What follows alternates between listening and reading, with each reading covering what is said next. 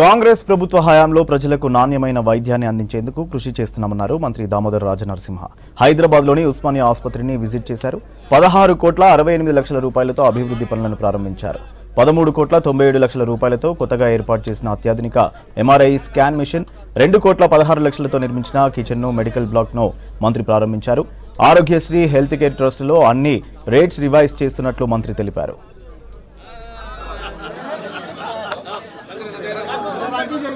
అన్న వెనకకు రండి అన్న,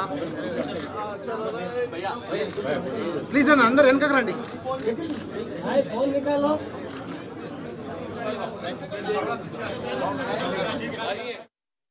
కోట్ల రూపాయలతో కాళేశ్వరం కట్టినకేనా, 1500-1600 కోట్లతో సెక్రటరీ కట్టినకేనా ఉస్మానియా దృష్టికి రాదు,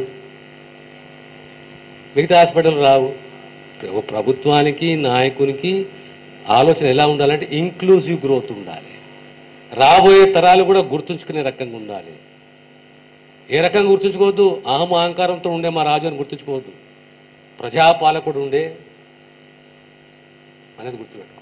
కనుక we're committed to the new building for Osmania and with regard to GNM in Osmania hospital. GNM అయితే ఉంది కదా, will dismantle it, will construct a new GNM hostel building.